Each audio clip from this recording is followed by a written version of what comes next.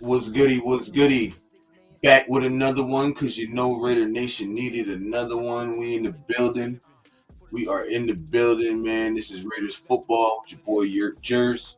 Welcome to the channel, man. Welcome to the show. This is the early locker rooms show. My bad. But we in the building, y'all, man. How y'all feeling this Tuesday morning? You feel me? Or afternoon? However y'all, wherever y'all at, man, what's really good? Rob in the building, what's happening? Your Raiders in the building, yes, sir. Raider Jaime in the building. Raiders, yes, sir. Rob, you exactly right. Hey, I'm about to pull that up, shit. I'm about to pull that shit up too, yo. Matter of fact, let me go look for this shit right now. Jaime said, Rob says salute, Raider Jaime. Yeah, I'm definitely gonna pull this up because I definitely want to see this shit real quick. So y'all give me a second while I pull this shit up.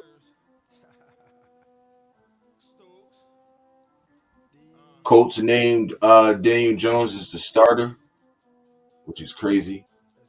Then Anthony Richardson, I think that's best for him. He don't have to be, put on, notice and all that other stuff. Which is crazy, you feel me?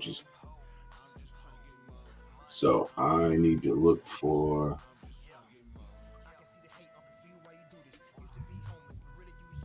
Damn, I shouldn't even do. Where the fuck is this shit at? There we go.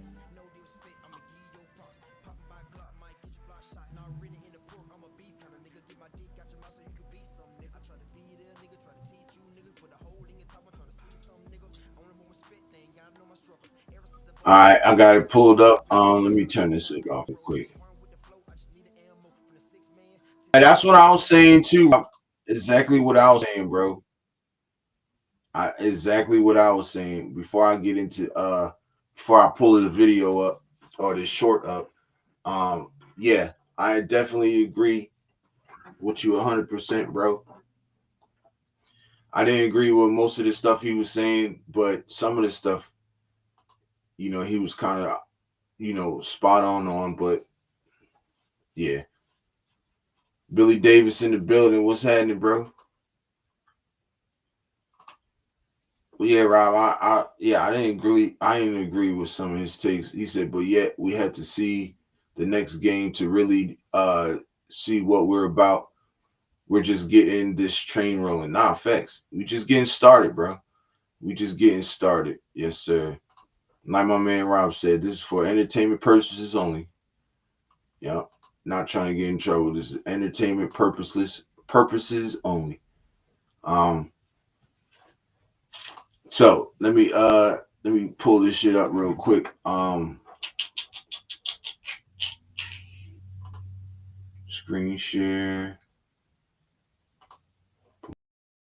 Boom. Boom. And here let me see if I'm.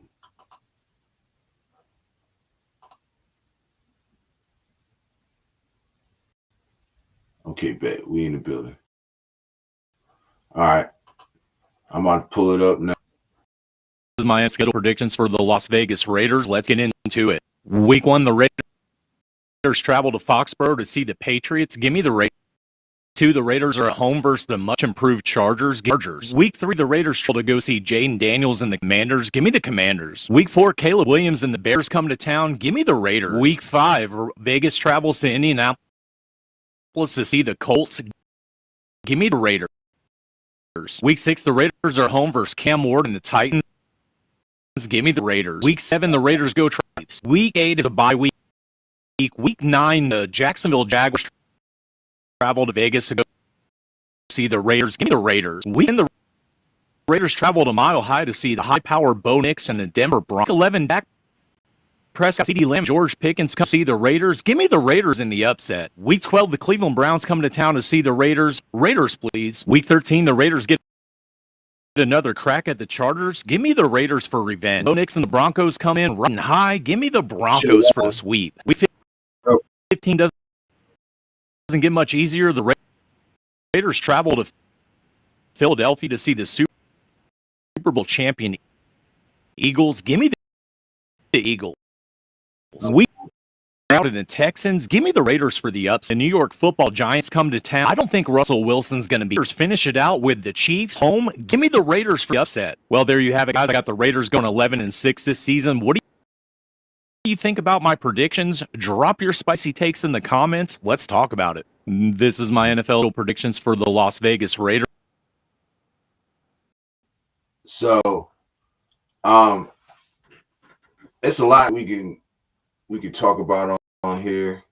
I actually thought the reason why I'm going with he was saying, because he got, only thing I don't agree with him was losing to the Broncos twice. I honestly don't think we can lose to the Broncos twice, but I could be wrong.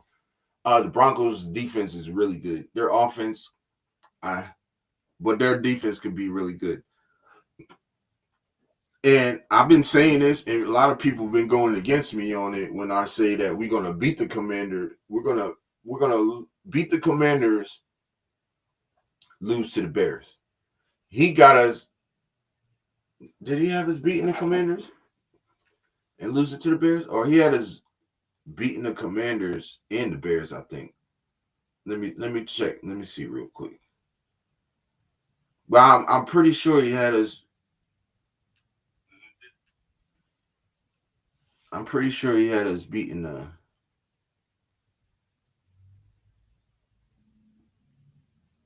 Yeah, see, he had us losing to the Commanders and beating the Bears. I think we're gonna beat the Commanders. We lose to the Bears. The Bears is really fucking good, y'all. I don't understand. If y'all haven't been watching the Bears during the preseason, bro, their offense looks crazy right now, bro. I'm telling you. So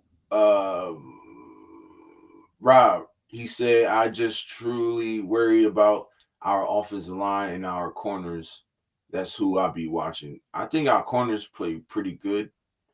The first team corners did really good. The offensive line did really good. Matter of fact, I got a video I can show on that also. Shout out CNG. If y'all really want to see what the offensive line was doing, how they really was doing. Shout out CNG. He got a thing out there. He got a video out that he put out for the game. And I think that he did a really good job, the offensive line. There's some things that they could clean up on, though. I will not lie about that. I will be 100 on that. There's some things that the offensive line still needs to clean up, but all in all, I think they're going to be good. Rob said, questions yours. He said, how's the new lumberjack job going at the senior citizen strip club? Oh, hell no. I can't be at no senior citizen. They all have heart attacks fucking around with me. I'm just swinging that lumber around. They gonna be like, no, I'm just joking. Nah, you funny, Rob. You funny guy, son. Yeah, matter of fact, I do want to look for that because I want y'all to see what I'm talking about when I say,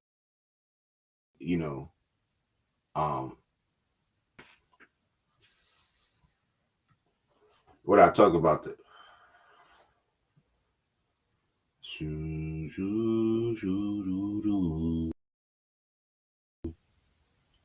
Okay, come on.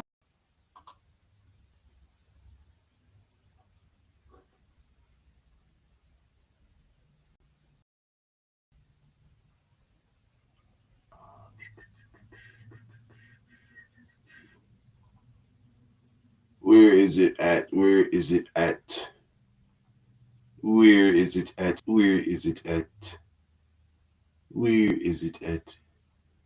Where is it at? Aha! Here it is, right here. So shout out to Sanjeet, man. Y'all make sure y'all look him up. Las Vegas Network. Y'all make sure y'all look out for Sanjeet, man. Content creator, man. He knows what he's talking about. He knows his stuff. So shout out to bro. Um so let me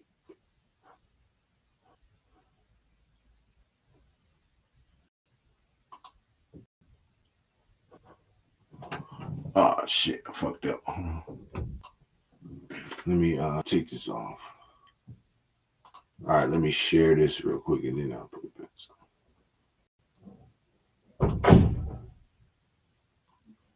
Mm-hmm. Mm-hmm. Mm-hmm. Here we go. And let's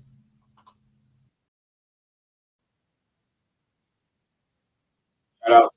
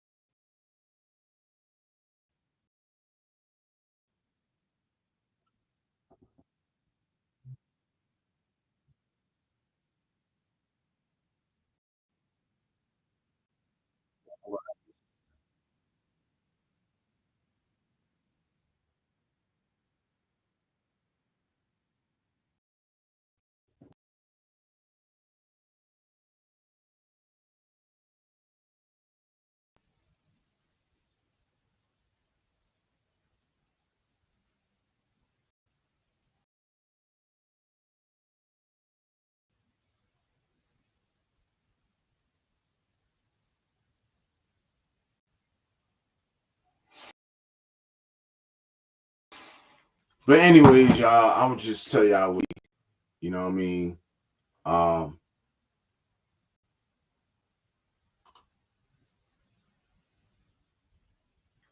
so I stopped it because it was messing up on my end too. So basically what we're gonna do is just play. I'm gonna just tell y'all what he was saying. Um, so basically what he was saying was, you know, uh, the offensive line.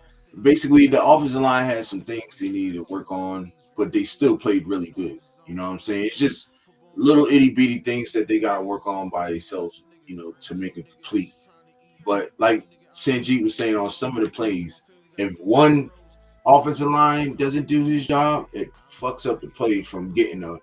It's a difference between getting a 5 yard run or to a 20 yard run or a 15 yard run. You know what I'm saying?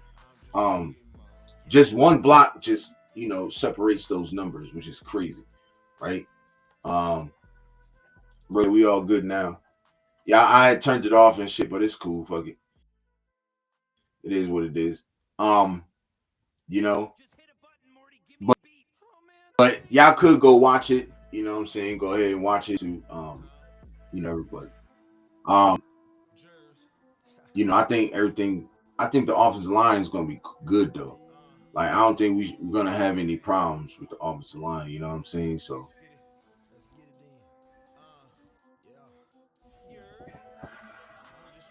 you know what I'm saying? Rosetown, salute to the nation. And salute to you, bro. Appreciate you pulling up, guy. Definitely appreciate you pulling. So I want to tell y'all. I want to know if y'all know somebody. His name is Raider Tiahoe. If I'm not mistake, if I said it right, but I think that's what it is. Tiahoe. If y'all come across Raider Tiahoe or y'all know him, let him know about the channel. He said he was trying to look for my channel but couldn't find it. Um, I don't know why. I mean, everything matches up now. So Raiders underscore football, or you can type in at Raiders underscore football. But if y'all do know him, anybody that knows him, just let him know to come through to the channel or whatever. He's been trying to watch me and look and look out and shit. So if anybody knows him, Rob, Rosetown, anybody, just steer him in the right direction.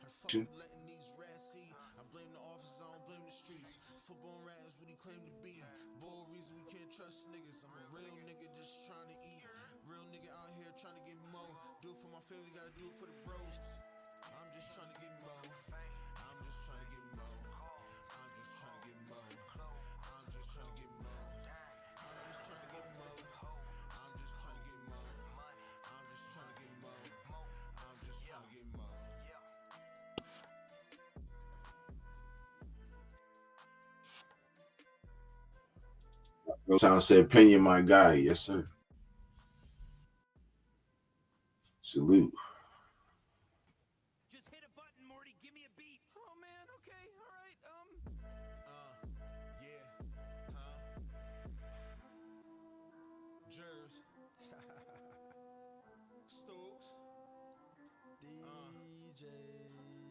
Yeah, yeah. I think the offline, um, you know, dating back to what Hancho was saying, there's a lot of things that we on, but who knows the truth? You know what I mean?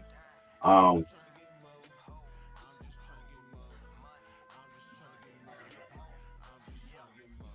I definitely think that the secondary is straight.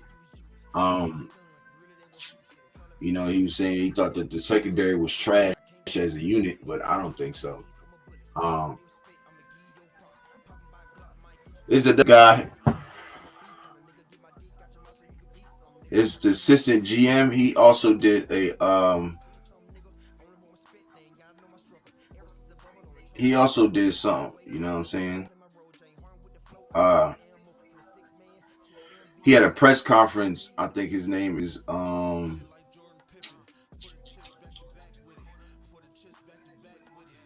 what's his name? Let's see if I can find him on here.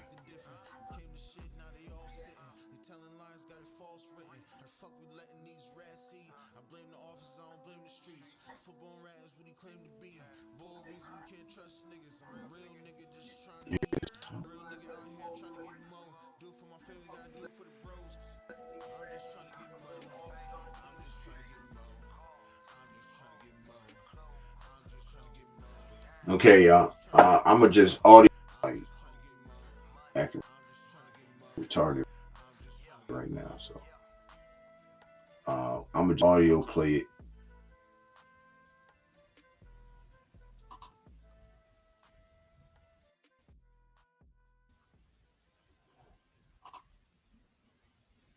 Just hit a button, Morty. Give me a beat. Oh man,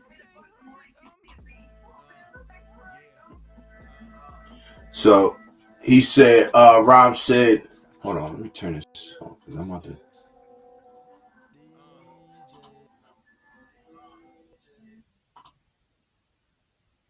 So, um,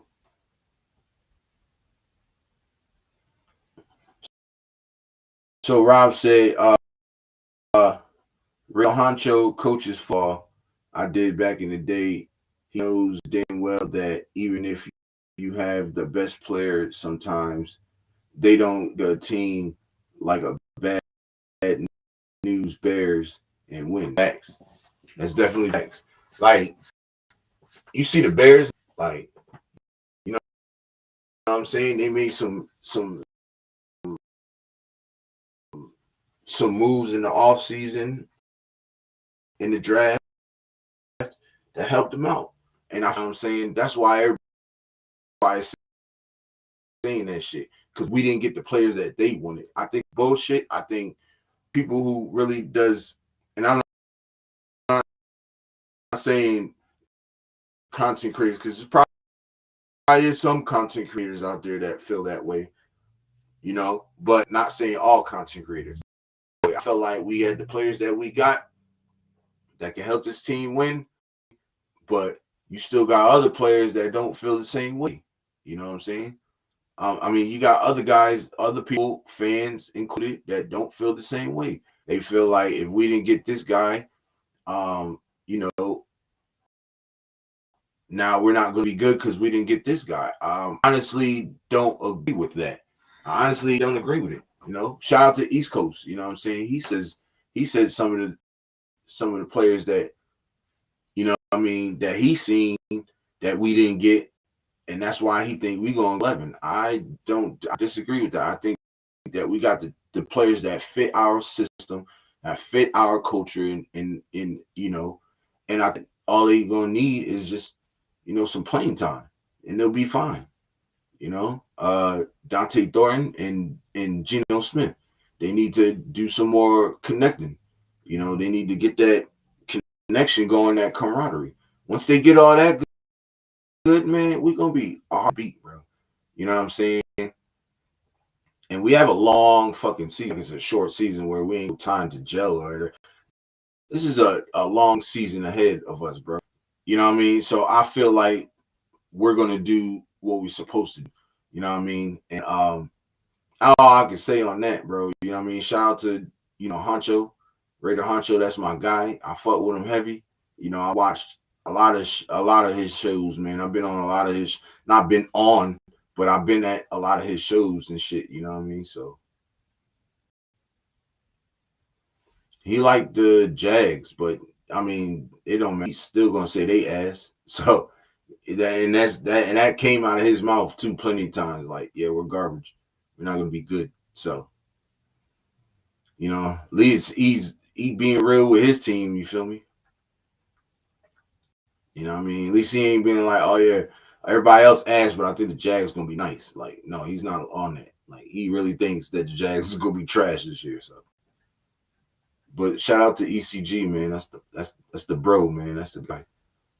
And like I was saying, man, shout out Raider Honcho.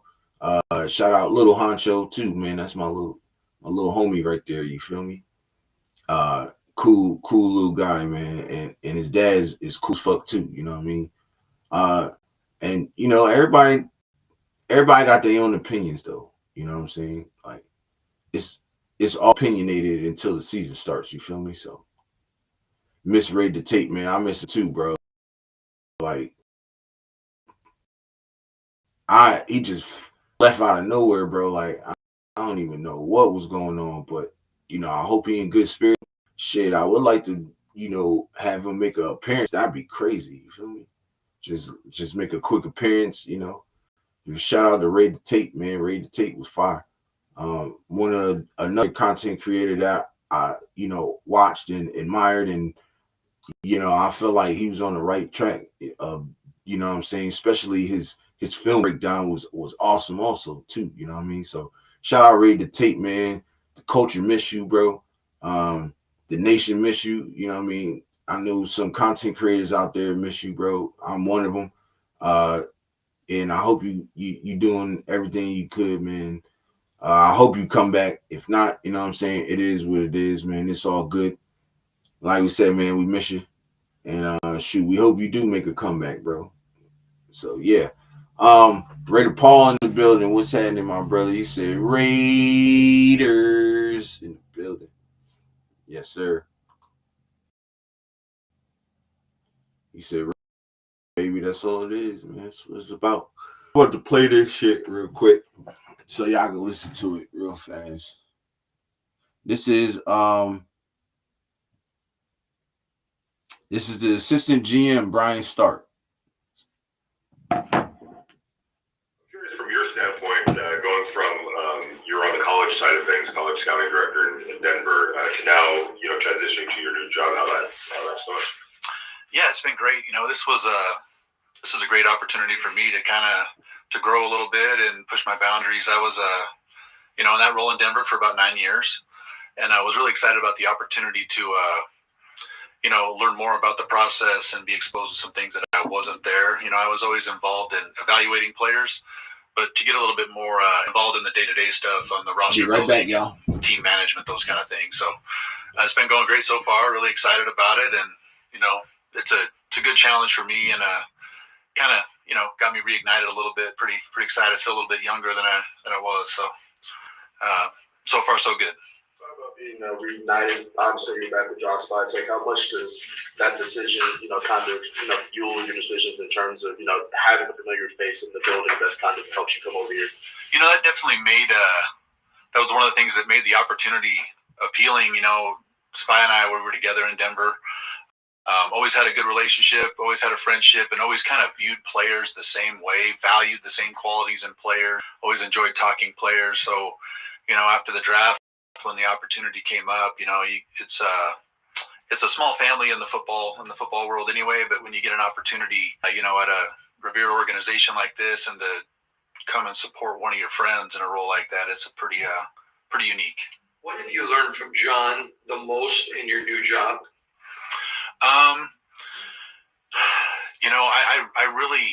I really admire John's conviction and his clear vision on what he values in players, and just kind of reinforcing the conviction that I have on some of those same things. That confidence. I think he's very motivated to locate and develop certain qualities in players, and I think he's very hard fast in his beliefs, and I think that kind of rubs off and gives you confidence in your own. So it's been great. Ryan Q. Myers, Raider Nation Radio 920. What is the collaboration like, especially this time of year when you're getting ready down to roster cut downs between you, Spytech, Pete Carroll, just that collaboration? Yeah, it's been very collaborative so far. Coach Carroll and Spy, they talk daily on everything. We have meetings where everyone is encouraged to kind of share their views. We watch the practice film together as a personnel staff. We have conversations. We have a chance to interact with the coaches and kind of hear their feel, so that we kind of understand, maybe what we're asking certain players, certain positions to do. And then there's just a lot of conversation, in both departments. And then, Spy and, Coach Carroll, they come together, and, we're just trying to create all the information, get all the different perspectives on players, and then kind of narrow the focus and give those guys the right information, so that when it's time to make a decision, that they can make the decision that's best for us. Well, Shaq, what it do, bro? Being almost through training camp now and having Put some tremble in it. Put some tremble in it. That's my word. Of the rookie class. Yeah, I've been really encouraged with the rookie class. I Salute to didn't the bro. join until after the draft. But my last role was as college director in Denver, so I had a pretty good idea about most of the players that were selected. And what's exciting is, not just the draft picks, but even some of the the undrafted free agents. You've had a chance to see them exhibit those qualities that got them this opportunity to be here. And then with the culture of competitiveness, that's kind of the central theme, that Coach Carroll really embodies and really pushes. It's given all those guys opportunity on the field. So I think the positive thing right now is you're seeing evidence of, every player is kind of showing what got them this opportunity. There hasn't been any really one that has shrunk from it. You're starting to see it all. And part of that is that confidence and belief that Coach Carroll instills in the organization. Maybe a position group that you think you might have the biggest challenge next week in trying to in terms of making a decision? I don't think there's a single position group like that. I think the whole roster it's really competitive right now. So I think, every position for those last couple of spots, there's a lot of competition for it, and we kind of take the opportunity to evaluate every exposure, every practice, Every game that we have from now until cut down day is important for us. We want to see and provide as many opportunities for each of those players to compete as we can.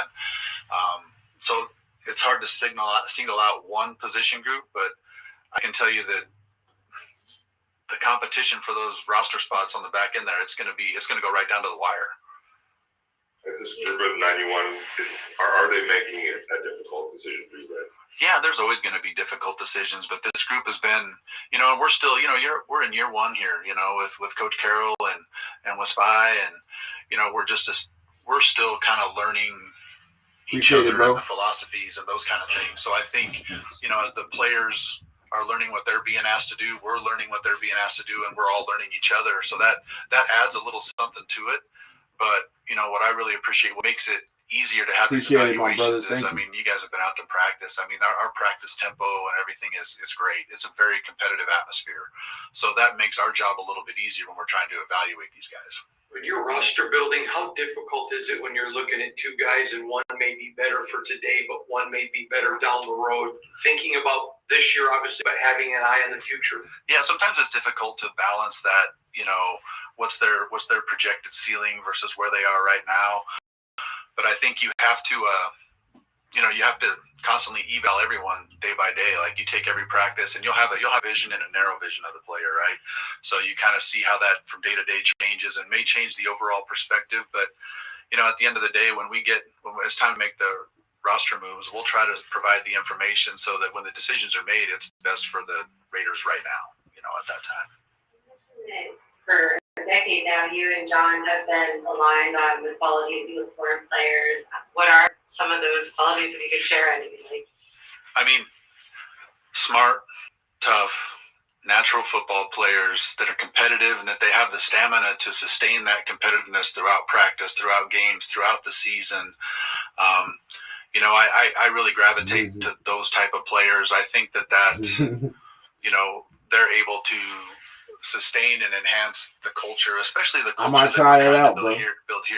I might try that it's out. Pretty cool to see the alignment in core values that Coach Carroll and Spy have, and even with the ownership group, with Mr. Davis and Tom Brady and, Egon Durbin and Michael Meldman. Like, we kind of have a chance it feels like there's a really good aligned vision right now for the type of player and the type of organization, the type of team that we want here. You were bound by the chains of duty. The type of team that we want here. First met Spy, what image is in your mind, or like, is he the same as now? Has he evolved since then? Like, what? No, he's 100%. He's 100%.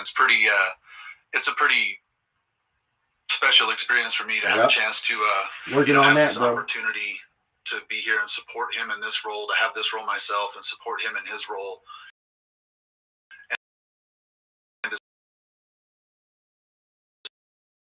still be able to have some of the same conversations that we had back then, and we, our families know each other. It's a great environment. Brock Bowers was in Denver before the Raiders that obviously took the quarterback. Yeah. I can imagine, he was in those conversations. What was your evaluation?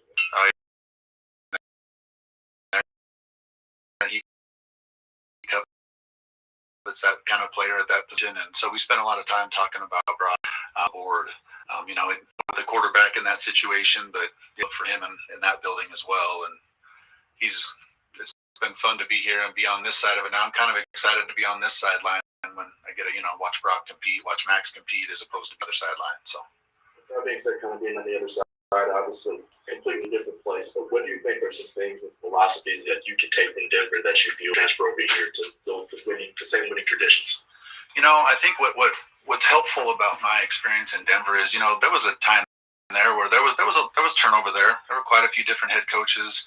I had a chance to come in and learn, from John Elway, from Matt Russell, who's a longtime personnel executive, and then George Payton came in a few years ago, and have kind of been a part of that roster kind of being rebuilt over the last few years. So, kind of seeing some of the processes that they do, it really helped me understand the best way to organize certain things to make it a little easier when it's time to make the decision on certain players.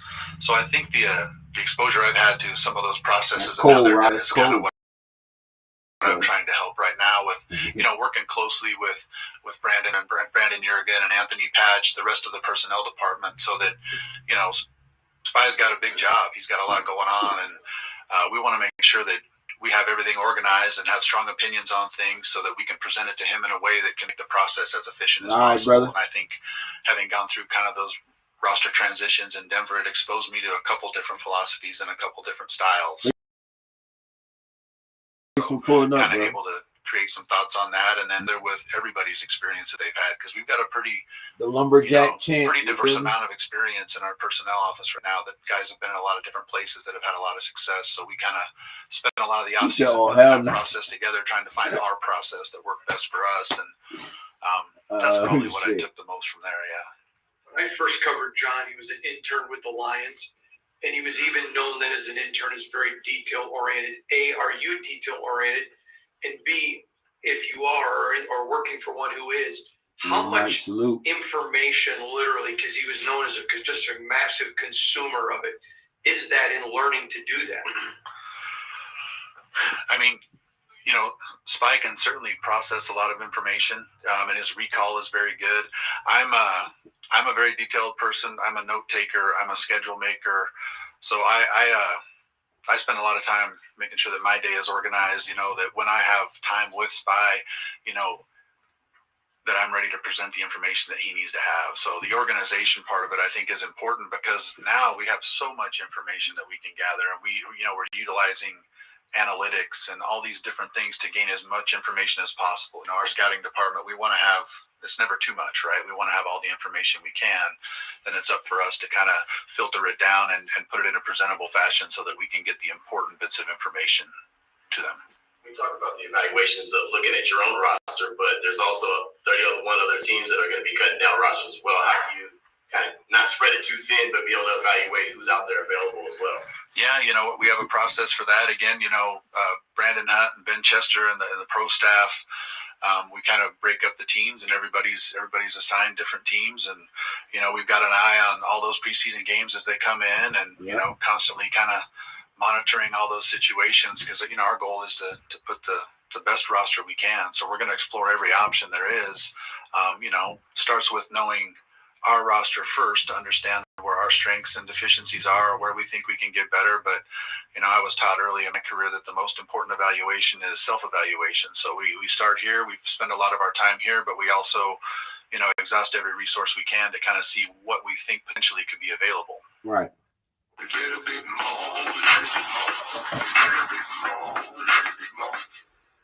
I don't care about this. Is there any, real quick follow-up, is there any kind of emphasis on maybe looking at a team where you feel like, hey, they draft really well? They always bring in really talented players. Let's focus on them to see who they might let go. Yeah, I mean, we try to spend we focus the same amount of detail on every potential claim or every roster. But naturally, you recognize there are certain teams that maybe you agree with their philosophy or it aligns a little closer with what yours is. And some teams are deeper than others, so you have ideas on that. But it's all kind of speculation right now because a lot of things happen. Even in this last week of the preseason, things change quickly. So we kind of have to keep that focus wide right now to make sure we're kind of collecting everything, and it'll start to focus up and narrow as the weekend goes on. Kind of talking about analytics there, and compiling all that data. How do you go about marrying that with the good old fashioned eye test of trusting what you see? Like, what's that balance like between putting those together? Yeah, I think so I coached for a while, and analytics wasn't as big of a part of it then when I was doing that. So naturally I was always kind of an eye test guy, but there's so much information available, and it's so much more efficiently evaluated, and the applications for it are almost endless. Like, we've got a great team upstairs. They go through so much information that it would take us, days to do, and they do it in minutes, and then really refine the presentation. So I think the analytics stuff, one, it's great for maybe identifying people that maybe are undervalued. It's also great for, it is a collaborative process here. There's a lot of conversation about player. It also is great about creating conversations on players that maybe we go over too quickly, and identifying targets that maybe we're not focusing on enough. So it's just another piece of that puzzle. I would say that that's something in the last several years that I've really grown to appreciate, and it can be a valuable tool. Absolutely. What have been your impressions of the current state of the cornerback room? I mean, I think I've been pretty happy so far. I mean, it's early in the process right now. I think the off season has been good. I think you can see, it's exciting. Gino's done well. Aiden's been competitive. I think Cam has shown, some of the qualities that enabled him to get picked in the draft. I think, that competition, like every other position room, we're evaluating every day. Oh, my bad. I mean cornerbacks. Oh, cornerback. Yeah, my bad.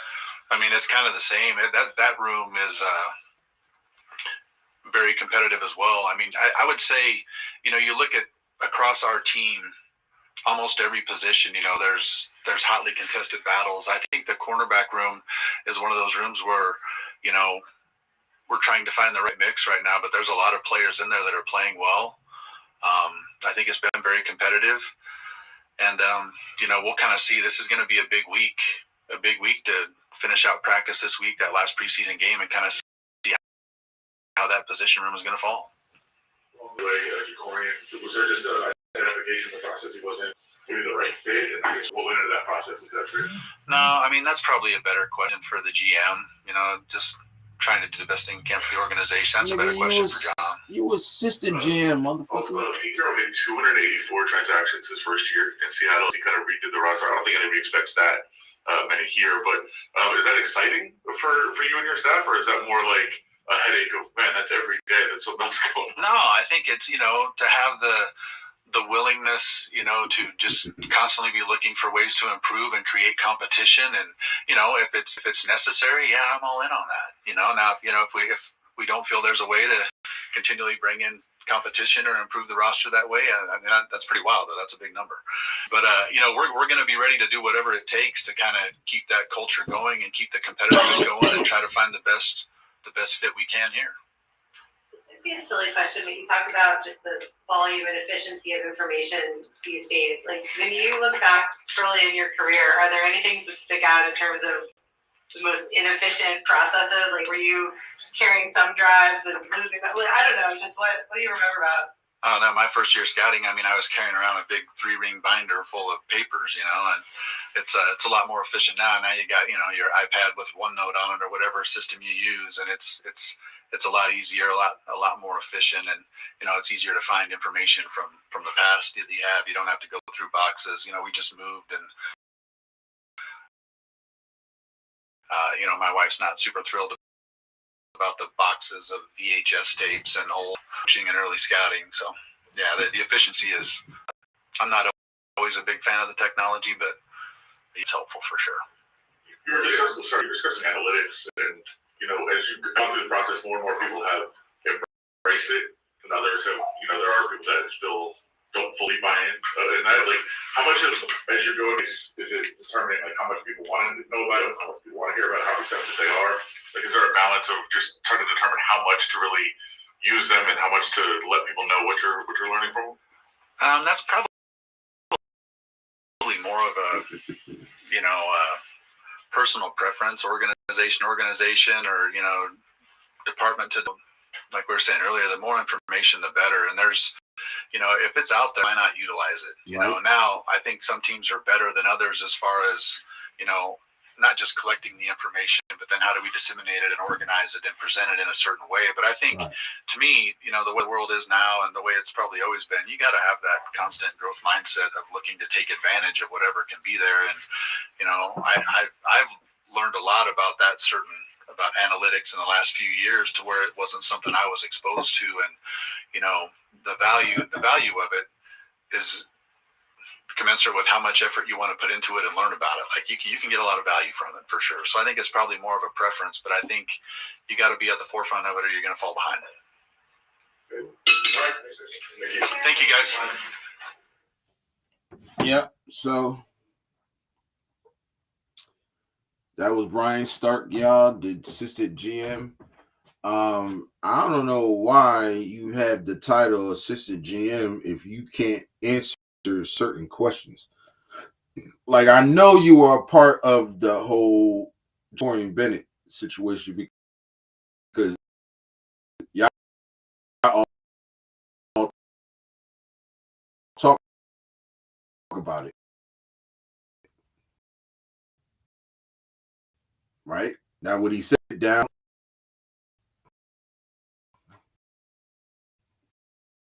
answer that question, we're gonna have another.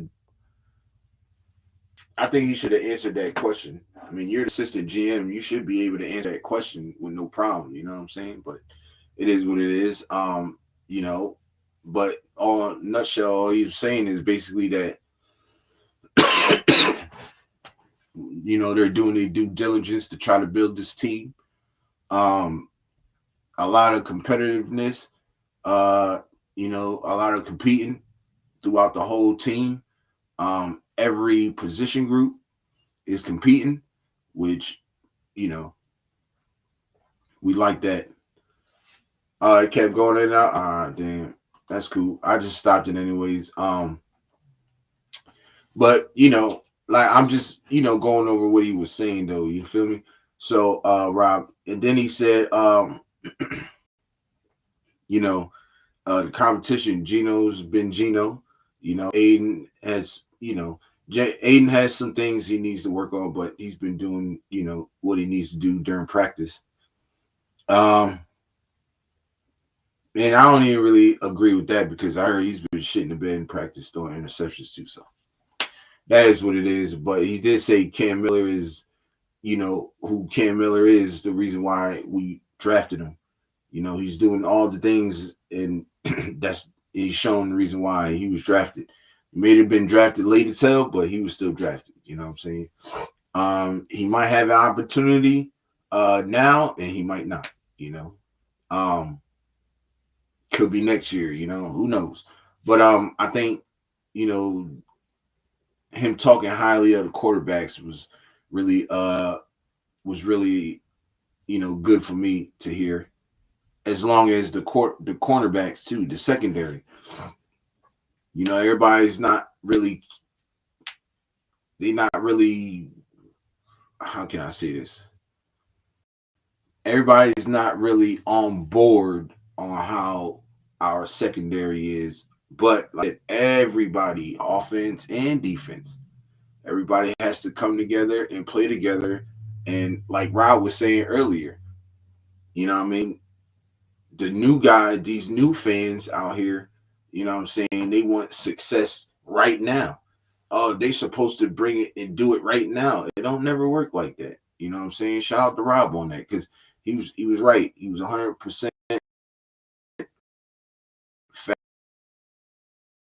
factual right. It doesn't work like that. Every team needs to take time know what I mean? Because I really think we were a little bit farther along. You know what I'm saying? So he said, watch Cam Miller play the Colorado Buffaloes. I might. He said, I watched a lot of videos on Cam Miller. The kid is good. Yes, he is. He's really good. He's going to get his opportunity. Watch.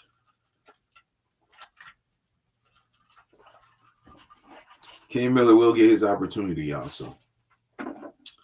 Like I said, rather it be now or later, you never know, you know, but he's going to get his. You know, he's going to do what he got to do to get his. I think, I mean, he said a lot of interesting things, you know what I'm saying? And we got to see what this 53-man roster fills out to be. You know what I'm saying? And I was thinking the same thing what the reporter said. Do you see other teams that's always drafting well, always picking up really good players like the Eagles? Do you see you going after some of them guys that they cut from the 53? Why wouldn't you? You know what I'm saying? Why wouldn't you?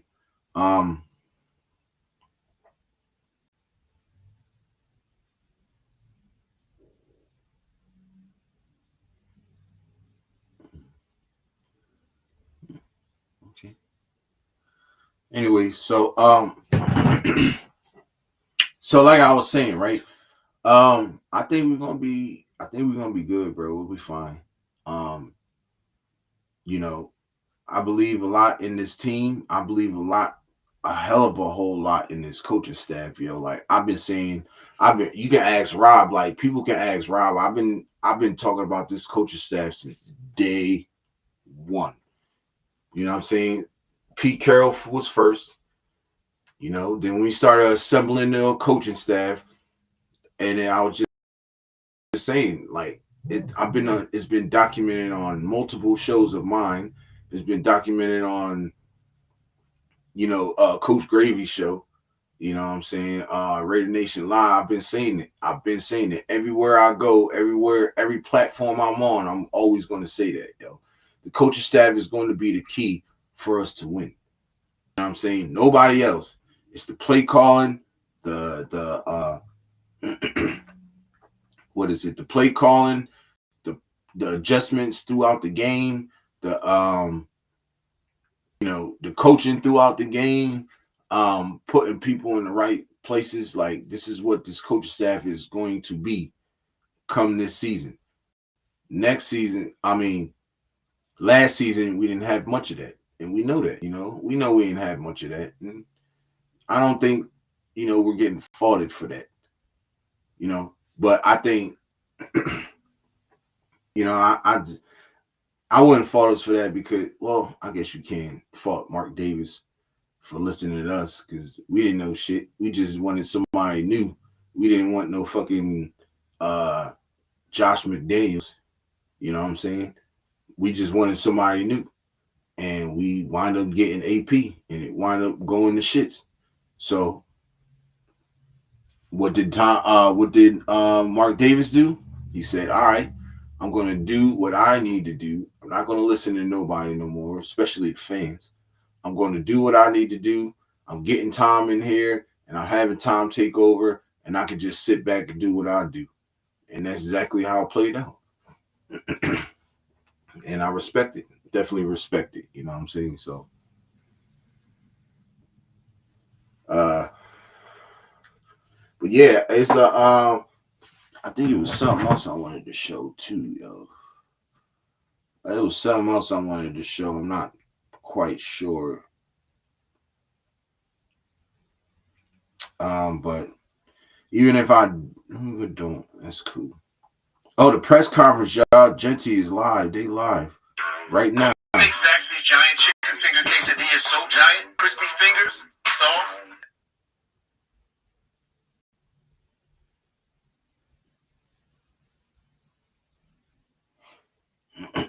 So we just waiting on the people to come through. Rob, everybody, y'all let me know if y'all can hear it. You know what I'm saying? We're gonna go in like that. We're gonna do it like that.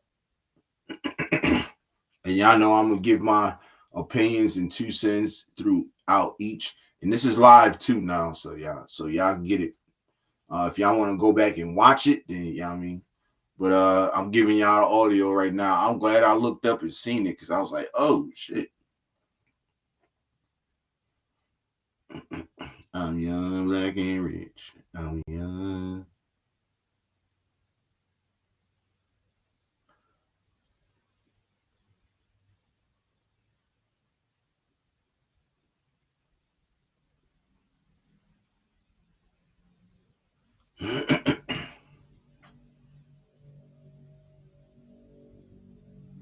I'm gonna see if he in there, Raider Tia Hoy. He usually be in this bitch, so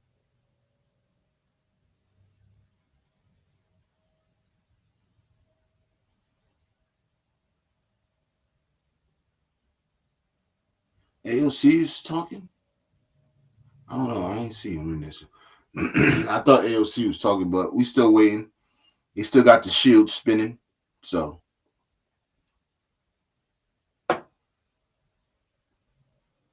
Oh, hell no. Somebody up in here talking about some Go Niners. Take your ass up out of here.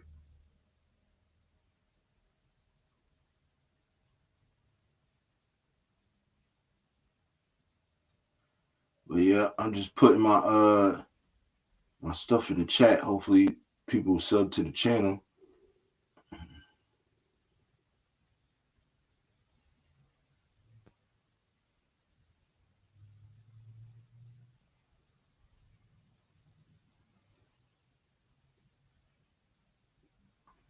Subscribe to the channel. That's what I'm just putting in there. And hoping they, you know what I mean.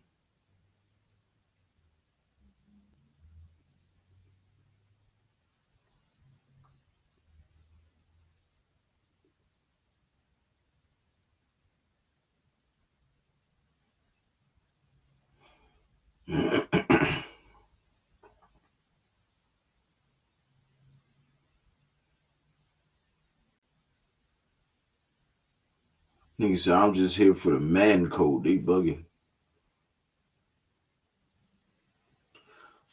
Pressure should be coming on in a few minutes, y'all. So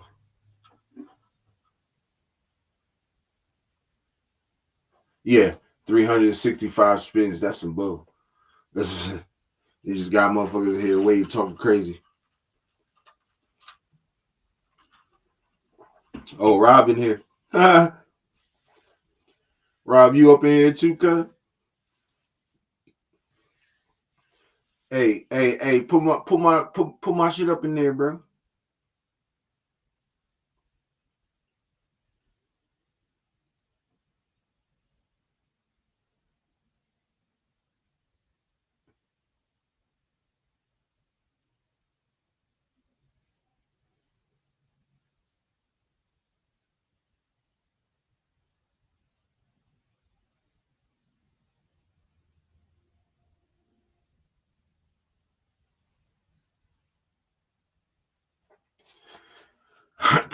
Just waiting for the Raiders stuff to pop on, y'all. Let me throw some music on just to get it festive up in here.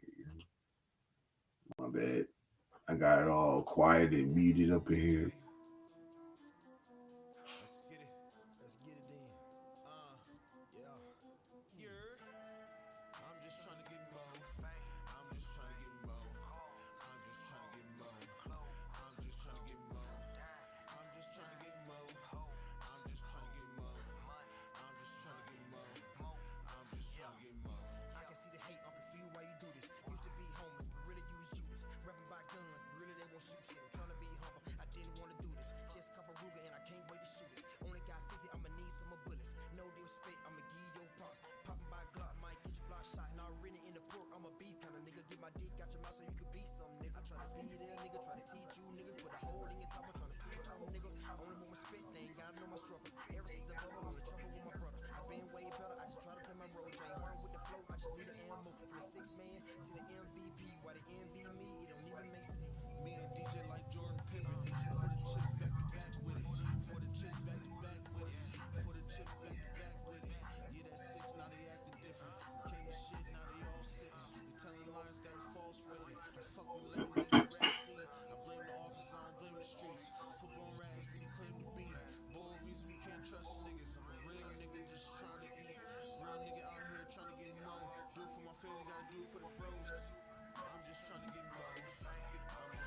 I'm just trying to get Mo. I'm just trying to get Mo. Hey.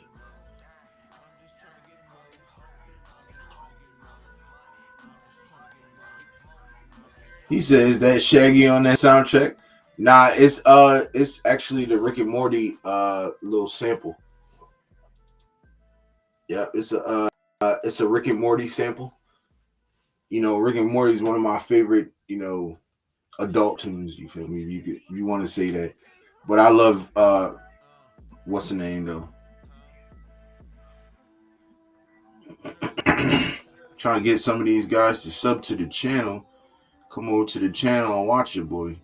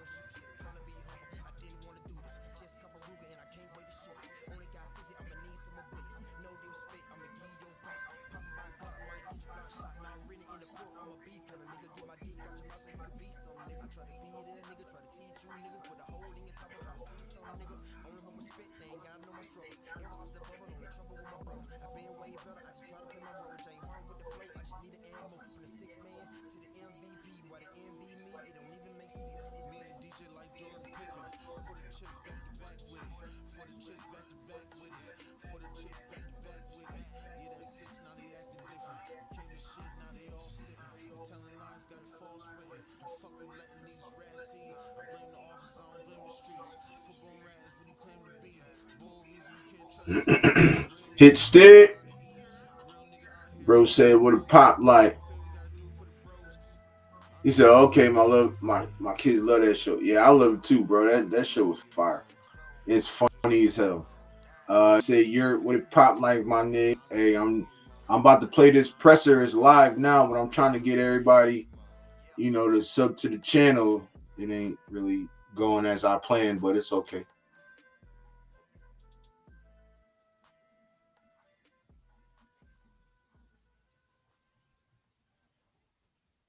I'm just networking. You feel me?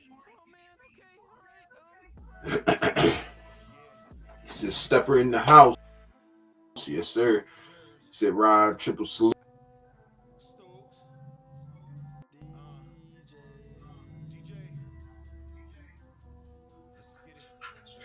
All right, here's Genty, y'all.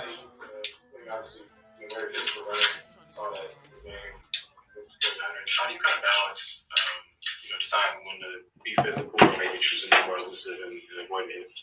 Yeah, I think it's just being smart, picking and choosing your battles. With DBs, you want to be a little more physical. Linebackers, a little bit less, shake and bake, kind of attack them half a man. Something that you could talk about that use to your advantage, because if a quarterback sees on film that you're going to lower your shoulder and run into him, and he's going to set up for that, maybe that's a move that you can make. Yeah, throughout the game, that's something I can set up. Obviously have him thinking, if I were to continue playing the game, maybe next time I would have gave rather than lowering the shoulder. Obviously, you're known for running the ball with as many yards as you had in college, but how much of pride do you take in also being able to be a pass catcher out of the backfield? And how much do you believe that Chip Kelly has been able to put you in advantageous positions to do that? Yeah, I take a lot of pride in it. It's something that wasn't really shown as much in my college career. So being able to have that opportunity, and Chip's done a great job at getting the running backs involved in the passing game, and we just gotta continue to work at it and get better every single day.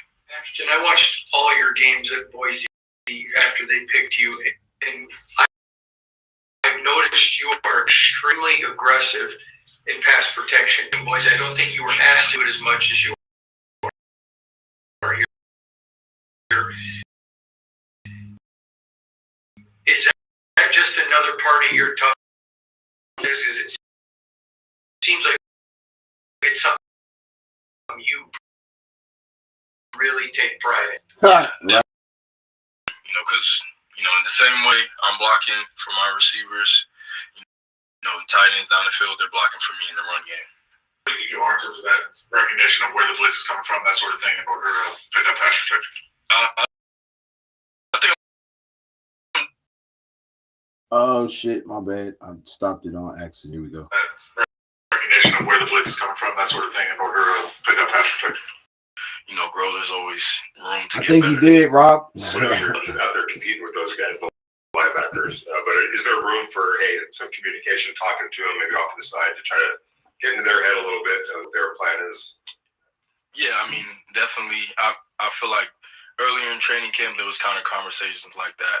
A lot of them were like with Devin White, but now we've been going against each other so much. I kind of know what guys are gonna do, and then obviously it's cool. We're getting towards actual games, game one, and being able to game plan and go against different guys. Ashton, when you're able to create big plays, can you kind of just talk about your vision as a runner? Marcus Allen, he said, great runners, they're not really concerned with the guy in front of them. They're already looking at the second and third guy up ahead to make a play. Kind of just talk about your vision when you're able to create a big. Yeah, I mean, first off, it's like, it's like a game of, chess. Is like knowing where everybody's at and where they're going to be when the ball snaps, possibly, so that you're a step ahead.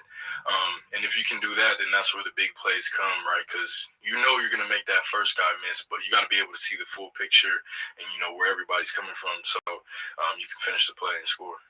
What have you thought of returning some kicks in practice? What have you gotten out of that? It's been pretty fun. I don't know how much they'll have me do it for real, but it's just another skill, another thing that I have to my game that if they call me up to do it, I'll be able to rise to the occasion. Have you felt any kind of pressure surrounding your name, the hype around you, being drafted as you were? Do you feel that as you kind of approach the season, beginning of the season? Maybe at like first, before, first training camp, all that type of stuff, high expectations. But I think the best thing that I've done for myself is just kind of, silence that out. I mean, I know there's expectations for me, and that's what you want. If there's no expectations, then you're not doing something right. So I just, I'm in my own bubble, just trying to get better each and every single day. Listening to what people in the building are telling me, if I'm doing good or if I'm not doing good. And I think that's what's important. Are you enjoying the process, just keeping it in front of you, or are you just ready out of the season? No, I'm enjoying the process for sure. I mean, it's my first year in the NFL.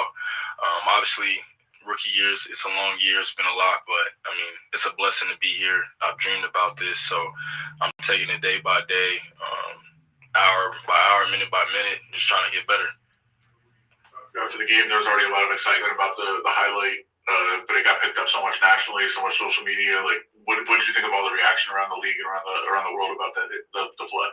I thought it was pretty cool, but I guess people didn't think I could do it on the NFL level, so I guess it was cool. But I've been doing that, so it's not really anything crazy to me. Right at the very end of your first training camp, between that and just now being a football player 24/7, this is your job, no more school and all that. Anything about this process that's surprised you at all as you kind of think back on all this? I wouldn't say so much a surprise. I feel like I've been preparing for this moment. A lot of people have been mentoring me, telling me how it's gonna be.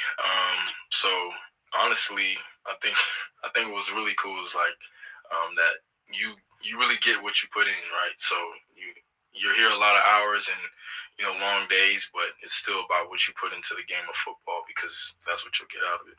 You, Sincere and Zamir, have all built a genuine relationship. You guys are constantly communicating, talking. I'm just curious if you talk about your relationship with those guys, because a lot of times a rookie coming in and there's already guys there taking a spot, and yet they've embraced you warmly. Yeah, I think it's also the energy that I came with, just being a rookie, just trying to get better. I think that I'm better than anybody, but not think that anybody's better than me. And also all the guys in the room just come with open arms, trying to help me. But that just shows who they are as players. That they're secure enough in what they've been doing, that they're not gonna get outside of themselves because somebody else came in the building. What's it been like playing with Brock so far? And do you find like your approaches are similar at all? Yeah, I mean Broxy, he's a special player. I mean, obviously seen what he did last season, but to see it every day in practice. I mean, even today, like the one hand catches, it's just regular, it's just normal, it's just what he does. But to see his approach, how he takes care of his body, I mean, it's all things that I can learn from and try to add to my routine. How do you feel you're coming with the offensive line? I feel like I'm coming in well. Just continuing to, grow that connection with them, being able to talk, communicate. But also, I want for them to know, like, hey, they're working hard and, blocking, I'm going to take advantage, of those blocks and those plays and, make the big plays down the field. Kind of on the back end of that, whether it was play calling or philosophy or whatever you think it was, what do you think was the biggest adjustment from that first preseason game of how your performance was versus the second of how things went successfully? I wouldn't really say it was anything scheme wise. I think just as a whole offense, I mean, me included, we just executed better. We started faster, and then obviously we got to, kind of get more comfortable in the run game. I only had 3 carries the first game, but I had 7 carries. And, most people who know the running back position, it takes, time to wear the defense down and, get those good runs.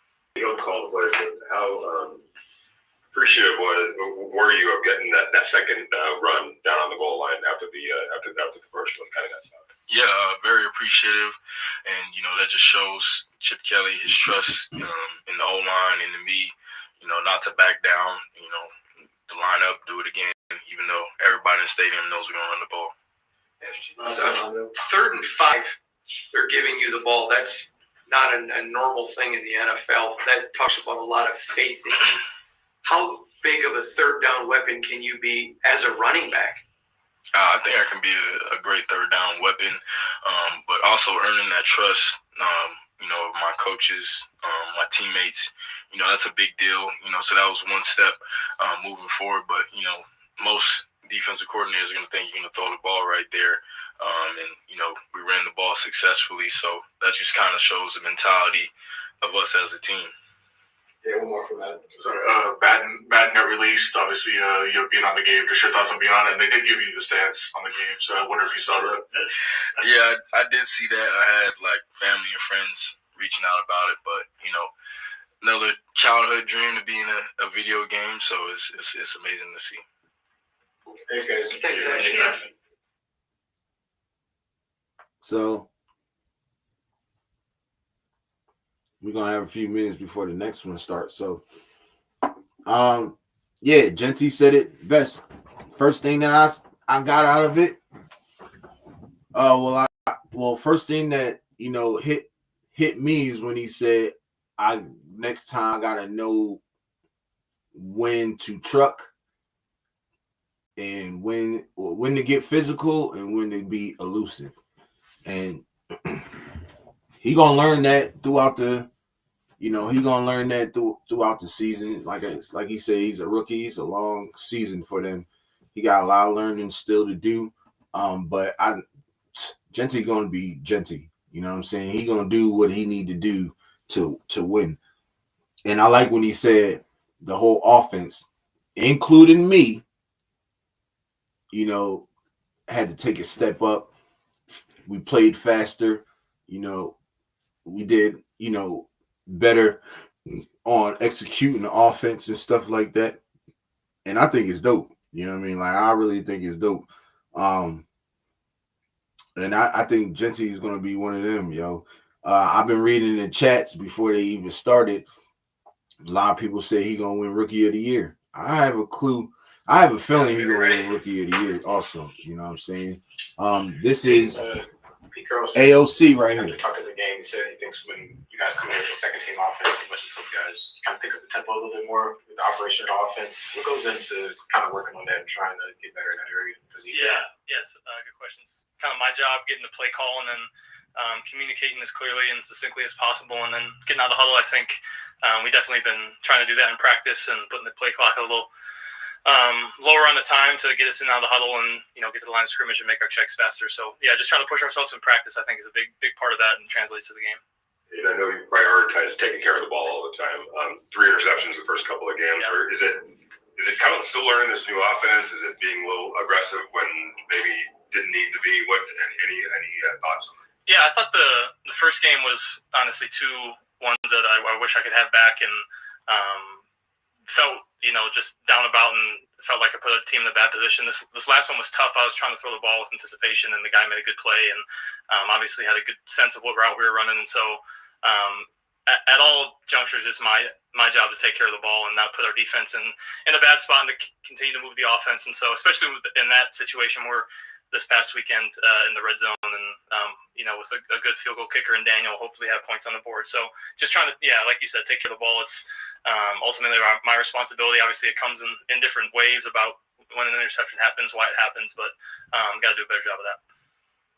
Aiden, how critical is it, and how do you work on using your eyes to move defensive backs off of guys and not telegraphing where pass is going? How do you work? Yeah, I think practice is a huge part of that. I think film study is a huge part of it. I think it's understanding what we're doing, trying to understand what the defense is doing. So it's not one thing; it's a combination of things, and something that I think since you start playing football as a young kid, you try to work on, and you're never really a finished product with it.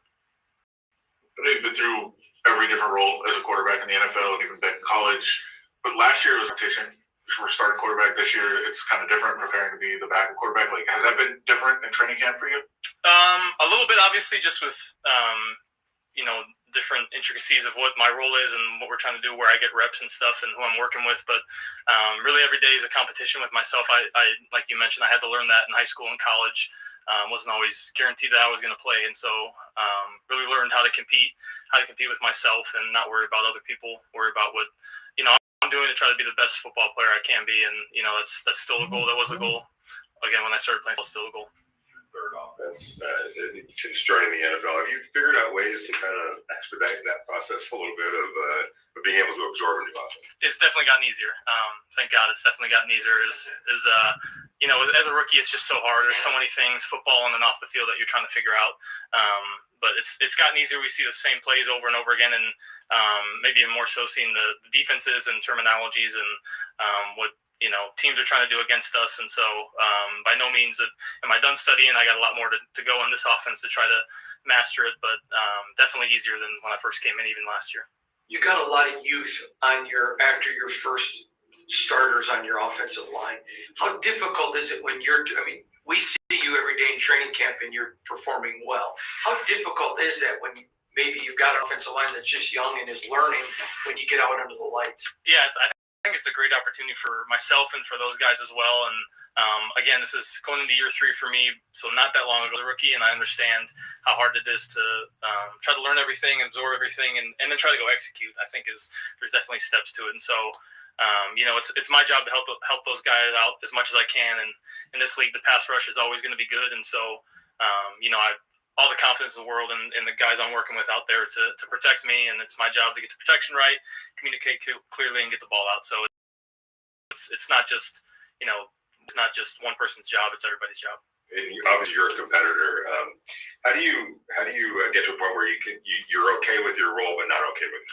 Yeah. I think I try to be in any role as good a teammate as I can be, and try to be someone who people can talk to, my teammates can talk to. I think luckily or unluckily, I've been in so many different roles in college too, so I learned what it's like to be the backup, and you're not as vocal in front of the unit, but I might pull guys aside and have individual conversations about what Gino's thinking, and I'm really trying to be an extension of Chip, of Gino, of everything that's being communicated from players to coaches, coaches to players, and try to find my role that way. And at the end of all that, still trying to compete to push Gino to be the best that I can be for myself. It's only going to make everybody better if I'm a better player. This training camp in particular, what have been some of the bigger differences you've noticed Yeah, you better get on it, in terms of not going deep into scheme, but just what are some things positive or negative that you've noticed so far? Yeah, obviously some new faces that have been fun to play against, both in up front linebackers, DBs, a lot of new faces that really dynamic players. I think really stands out as guys that can do multiple different things, multiple different packages, and play safety, nickel, whatever it might be. And so it's been fun to do that. Obviously, PG's been here since I've been here, but always to see him tweaking stuff and him coming with new pressures and new coverages, and seeing different guys in there trying to execute. It's been a lot of fun to watch and compete against. And working with Greg Olson, what are some of the takeaways that you have from his style of coaching with you? Yeah, I've really enjoyed working with Ole, with Nate as well in the QB room, and the quarterback room has been really enjoyable for me. I think Ole does a great job of communicating clearly and trying to get me, Gino, and Cam to understand as best possible what we're trying to do, while also have some fun and bring some humor. So I definitely enjoyed my time so far with Ole. Two-part question on Jordan Meredith. Just what have you seen from him as a center and just his development there? But also, like, how happy are you and maybe other guys to see somebody who has worked so hard, has been such a good dude, to get an opportunity like this? Yeah, I think he's done a great job. To answer the first part of the question, done a great job. Obviously, a super smart guy, perfectionist. Definitely wants to do everything right and work super hard for it. And yeah, like you mentioned, he has worked so hard for it. He's been in a bunch of different roles and different systems, different coaches, different spots in the NFL, and for him to just keep his head down and keep working, I think it's a good lesson for all of us to, in your role, try to do whatever they ask you to do and do it to the best of your ability. But it's been awesome. I think Jordan is definitely fan favorite, guy that the guys in the locker room love, and Jordan's a great guy. He piggyback off of that, Aiden. He's a lot like Amik Robertson, where everybody in the locker room loved him. Yeah. Will you talk about his personality away from the field, please? Yeah, Jordan is he's goofy. He's a lot of fun to talk to. I think this training camp in particular, me and him have been trying to just ask each other if we're having fun. Sometimes training camp you get bogged down, so every day he asks me, I ask him, are you having fun? I think that's helped both of us, and he's a guy who I've grown pretty close with over the last few years, and it's again just fun to see his growth both on the field, but probably even more so in the locker room. He's got a funny personality. He's himself no matter who he's around, which I appreciate. Do you feel offended at all that you and Brock and Mike have started this mustache club and it's kind of your thing to start with? No, I've tried to make it clear from the beginning that I don't want this to be an exclusive thing, that I'm trying to bring as many people along as possible, and so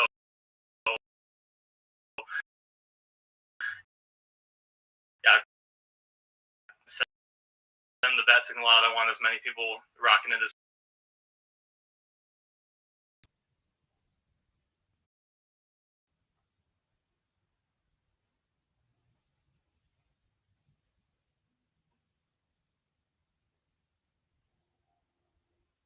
It's the last one, y'all. This is Cam Miller is the last one. To be honest, yo, I ain't gonna lie. I really don't have much to say on Aiden, other than he got to get better. Like, do I believe he can? I believe he will. Yes, I believe that. But we just have to see. Come next game, I hope he come out this last game, preseason game, and go do his thing, yo, for real. We gonna need Aiden to be better, in a just in case situation scenario. You know what I'm saying, for this season. I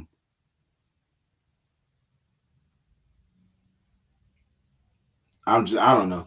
I really don't have much on what to say about Aiden. The picks gotta stop. I think he knows that.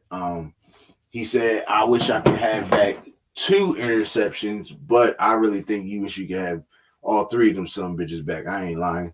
And like you say, he can't hurt the team. He gotta be able to, do better and put the defense in the better position.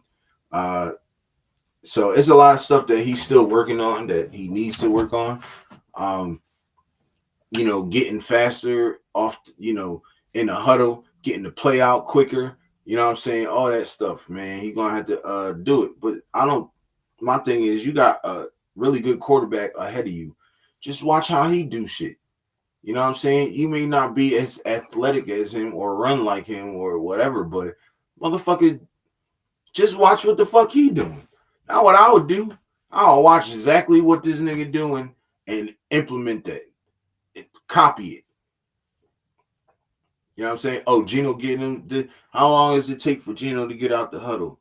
Okay, boom. That's what it's going to take me to get out the huddle. How long is it going to take Gino to, call a play? All right. Well, now I know this is going to have to, I'm going to have to do the same thing. You feel me? So, Cam Miller, y'all in the building. Preseason accident last year, probably what you guys wanted. What kind of learning experience was that for you in that situation? There's so many lessons that I learned from that situation. I've been counted on a lot throughout my college career, and going into that opportunity, I was excited because I love those, situations where you get to be in control and you get to be the one to drive your team down and get in field goal range to win the game. And I felt really good going into it. Made some mistakes, and going into that last play, I told myself, don't force the ball, and I did. So there's a lot of learning lessons. I take full responsibility for, that entire drive. I need to be better. I need to prepare better. And so I really think the lessons that I learned from that situation are, I got to prepare better. I have to make sure everybody's on the same page all the time. And then just always just continue to compete no matter the situation, the outcome or game. Also, extend to the 2 sacks before that. I mean, is that kind of part and parcel with all that? Yeah, I mean, you just have to know situational football. Can't take a sack there, especially, we had timeouts, but you don't want to use a timeout in a situation like that. Got to see my check downs. I have to see the field a little bit better as we move forward. Cam, at the NFL level, you're facing defensive linemen who run as fast as some of your receivers in college. What is that adjustment like when you literally look across the field and you're those defensive linemen at that speed? I think it makes the game more fun, honestly. I just like the rush that you get, because you get, 2 seconds to 2.5 seconds per snap in the pocket before those guys are in your lap. So I enjoy the speed of the game. It's been a lot of fun. It's been a transition for me, but just enjoying it. Yeah. There was a play earlier in the game where there was somebody in your lap and you make a throw and make a completion. From the line of scrimmage operational standpoint, did you kind of know where that pressure was coming from and have the answer for it with knowing who to throw the ball to? Yeah, so they had brought a looper on that one play. I think the one that you're talking about.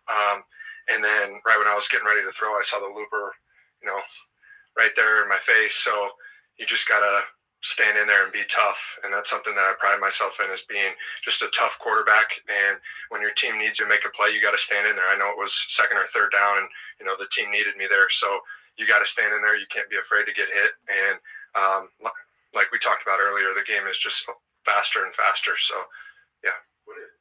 As a rookie, when it clicks like that, sometimes it's not like at the end of the game, but in that situation, it did click. How important is that for just kind of your growth, progress, and your development? I think anytime you can get a completion in the NFL, it's a positive. And I think for me, when you see the ball in a receiver's hands, you know that you did something right. And we're always taught to just, get completions on 1st and 2nd down. And I think that builds confidence. So then when it is 3rd down and you have to throw the ball, you've already seen it a few times. So I think, like you said, it gives you a lot of confidence, just seeing the ball in their hands.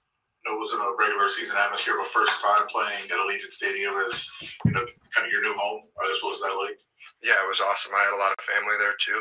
And wherever I play, I always enjoy playing in front of people, and to play in front of the crowd that we had there on Saturday was awesome.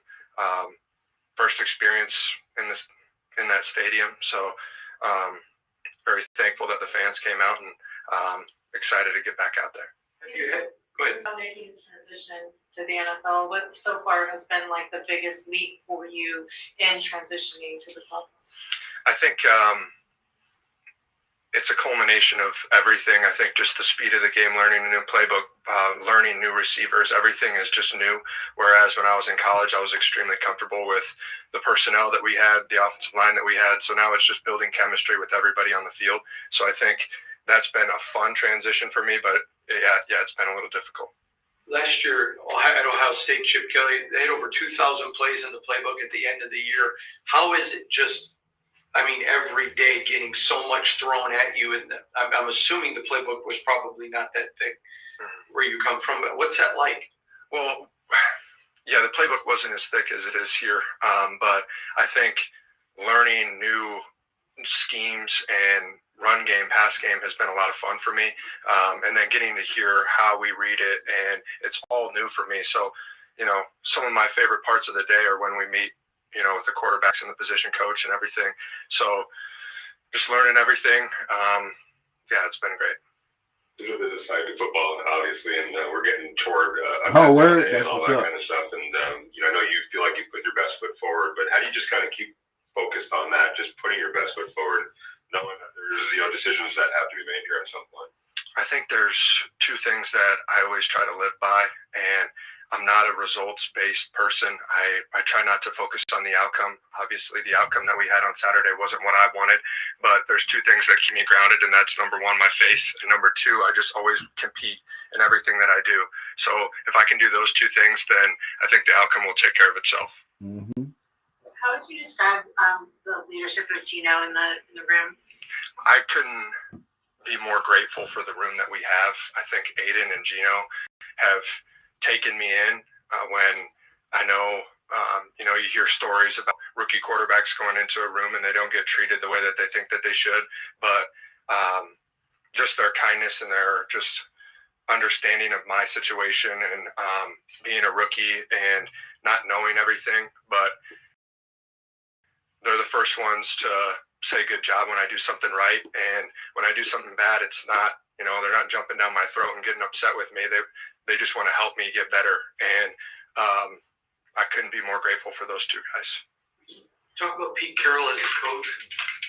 You've grown up a football fan. You wanted to play in the league, and now you're being coached by one of the best ever. Yeah, it was funny. Yesterday, I was sitting in the team meeting, and Aiden looked over at me. He's like, not every head coach is like this. Just know that. So I think you know who he was talking about. We have such a great head coach. You know who he was talking He about. says in meetings obviously means a lot because he has a lot of wisdom and value in everything that he says. And I've been fortunate enough to have a lot of great head coaches. So to have that transition from a great college coach to the NFL has been an easy transition. What was he saying? Pete Carroll.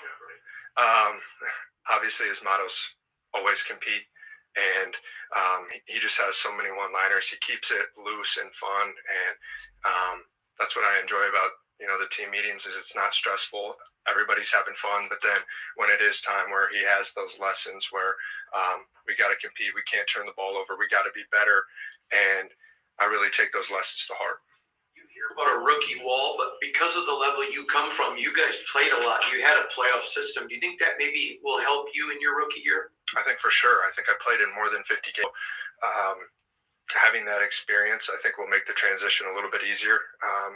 Every time I step out there the last 2 weeks, it's not overwhelming and I don't feel nervous or, scared at all. I feel like that's my natural state is to be out there performing in front of other people, and I enjoy it. More guys. You didn't lose a lot of games in college, obviously. You talked about being in those situations, and usually you come out on top and win. How did you process not coming out on the right side the other day? I mean, was that a tough thought process for you to go through?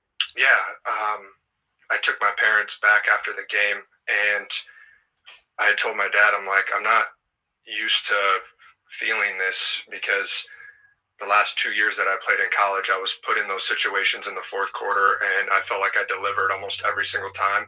And then to be on the other side of that outcome didn't feel very good, and it honestly motivated me a lot. That there is a lot of self-improvement that I need to do, and I think for me, there's two ways you can look at it. You can look at it as, oh, poor me, I made a mistake, they might cut me, blah, blah, blah. Or you could look at it as, this is an opportunity for me to get better. There's a lot of things that I can continue to work on. And for me, that's exciting that there's a lot of growth still out there for me. On Saturday, because you're probably going to get sufficient or an extended period of time. How are you looking forward to get on the field for that kind of maybe a half or so? Super excited. And I think the two games that I have played in, they haven't been blowouts. You know, it hasn't been where we're just running out the clock or we're trailing by a lot. I've been put in two situations where we've had to win the game. So I think those two experiences will help me down the line for sure. Thanks, guys. Thank you. Thank you.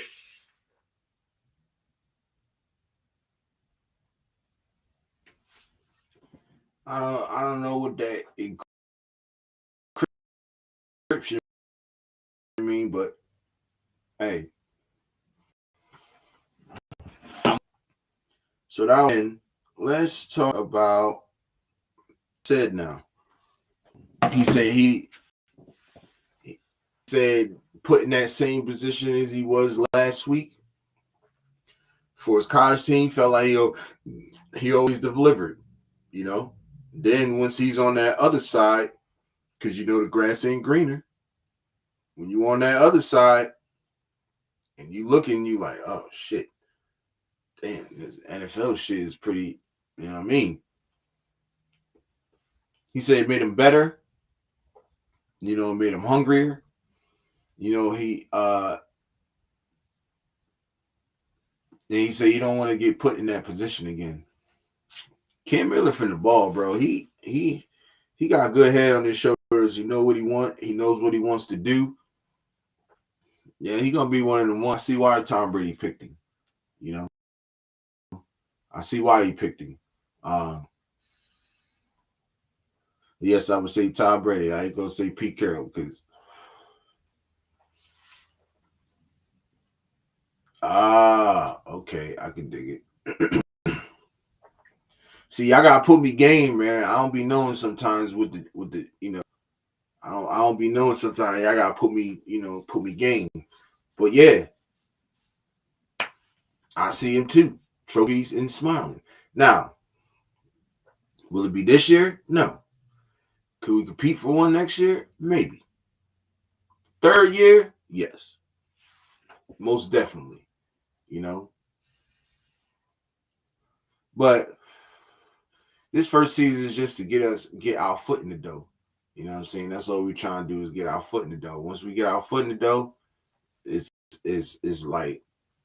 like I said, yo, all next we gonna like I've been saying though, we gonna be a hard team to beat. You know what I'm saying? You're gonna give your all to beat us. I'm telling you that right now. You're gonna have to go deep dive in that bag to beat us.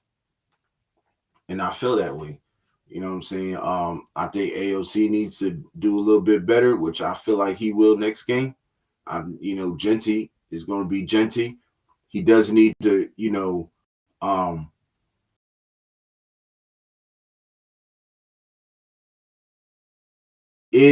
does need to know when to, shake him or just truck him over. And he'll learn that. You'll see that week 1.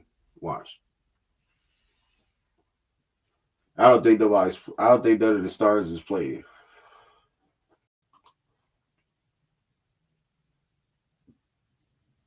He said, what was Coach Mann's first year like? Do you remember? No, I actually don't remember.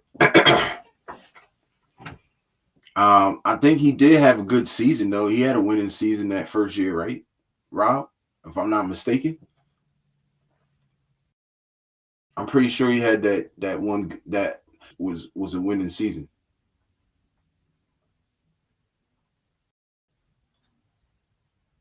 Because I don't think he won the Super Bowl his first year. I believe it took him 8 seasons. No.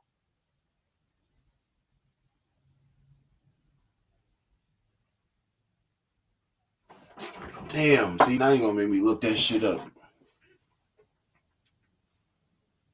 You're gonna make me look that shit up now, bro.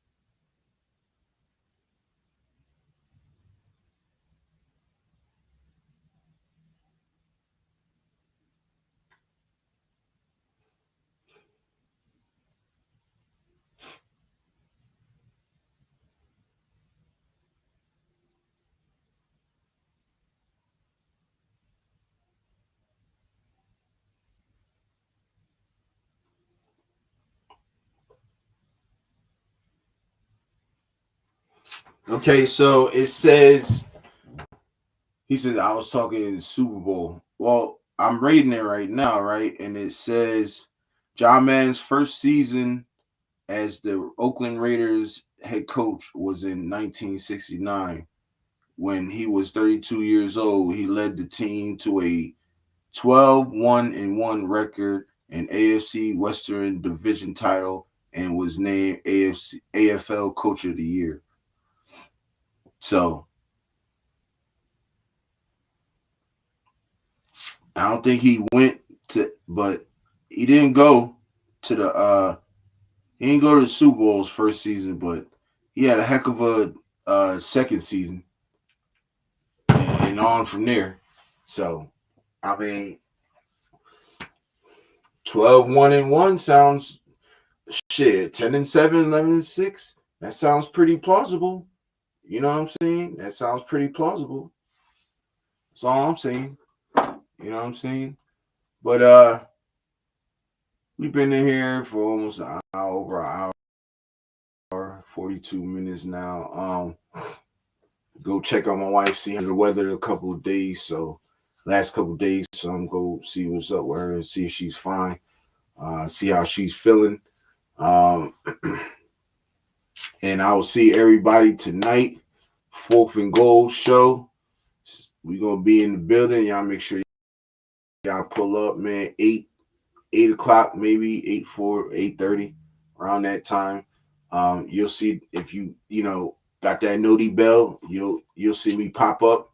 If you don't got the noti bell, get the noti bell, you know what I'm saying? So what I put out firsthand, you feel me? So make sure y'all hit that like button on the way out or on the way in. Subscribe to the channel, man. Helps the channel grow. You keep shining over here.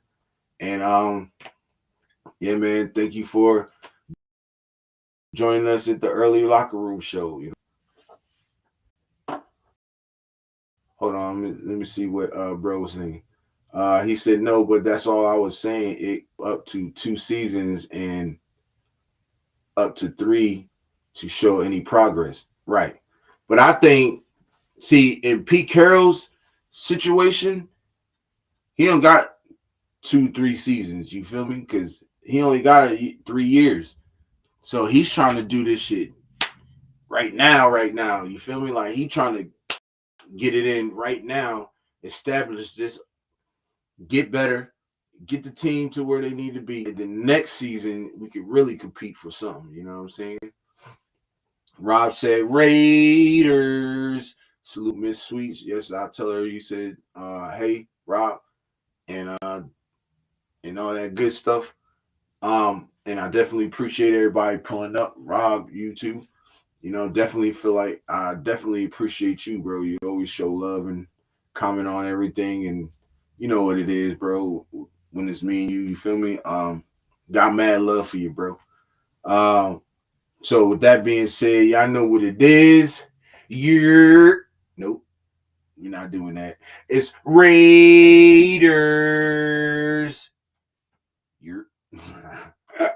Nah, but I appreciate y'all pulling up, man. It's much love. And y'all have the rest of the good day. See y'all tonight. Much love.